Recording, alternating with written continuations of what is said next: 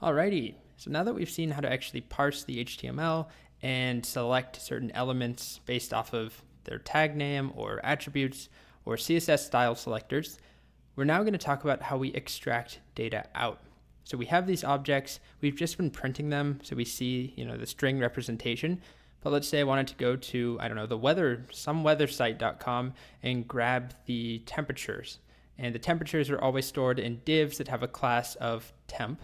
But I don't just want the divs, I want the text inside. I want to know the number, how many degrees. We could use getText. In this video, we'll just cover a couple of methods and attributes. GetText is one. Another is name. That will retrieve the tag name of a given element.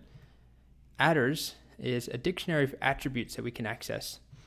And we can also access attributes using brackets. So we'll talk about all four of these things. All right, so I'm here in my text editor. I have a new file. I just copied everything over from the previous one. Same import statement, the same multi-line HTML string in a variable called HTML, same variable soup. And I've started by selecting all items using .select that have the class special. And that gives us a list. So let's just narrow it down to the first one. And I'm going to save this to a variable called L for element. So if we just print L, we'll just see a string that looks like this. But if I want the inner text, for example, I can call getText. So I'll do print L.get underscore text. It's a method. And when I run it, you can see we get this list item is special. So getText is going to retrieve the text from that object. And if I just print L, it gives us this representation. Remember though, it's an instance of an element class. So there's a method to just retrieve this. And that's useful because a lot of the time what we're going to do, like with my weather example, we'll go through and just extract certain bits of data, usually inner text. We could also do something like for L in soup.select special print L.getText. And then this should give us however many items we have, just 2 in this case, give us the inner text. And there we go.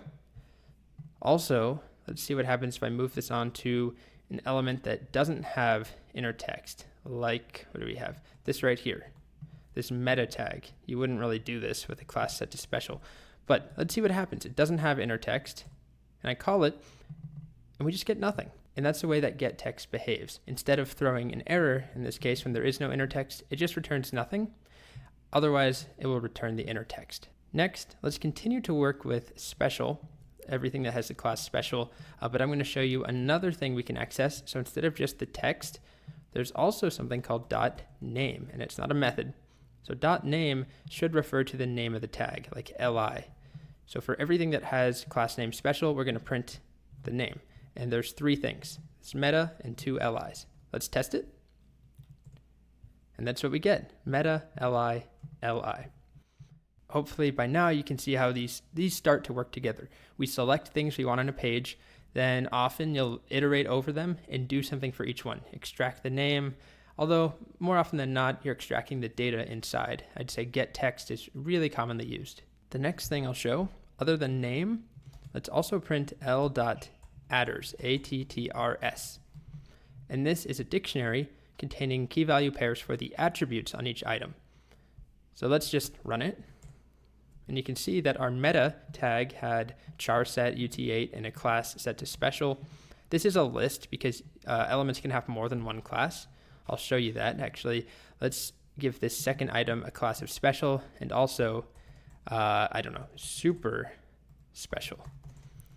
You separate them by a space. And if I run it again, Beautiful Soup automatically parses that and gives us a list of 2 classes. So this is using attrs to access the attributes. And so you could do something like print L attrs and then access, class, for example, which this is redundant because we're only selecting things with class of special. But you can see here we get special, special. Actually, it's not quite redundant because this one also had super special and then special. And speaking of redundant, we technically don't need to do this .attrs if we're trying to access an attribute. We can just do this. Let me actually comment this out and do another example with a single item. Let's say I want to select this H3.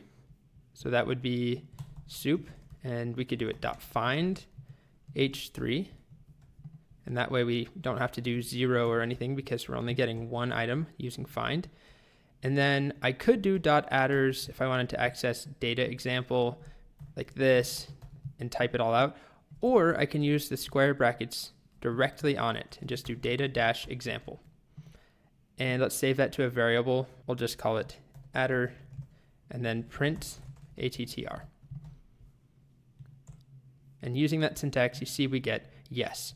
So this is just an arbitrary, silly data example or attribute that's called data example. We could do the same thing with div. So if I select first div, and then I want to know the ID of that div, it's called first, which indeed it is. So we have this syntax, this nice shortcut that we can use to directly access attributes or to get their values if we have the key. But you can also just call .adders to get a dictionary containing all key value attributes. Okay, so we're almost there where we're actually going to start scraping and downloading HTML and doing something in a more programmatic way. But in the next video, we're going to talk a bit more about navigating between HTML elements relative to one another.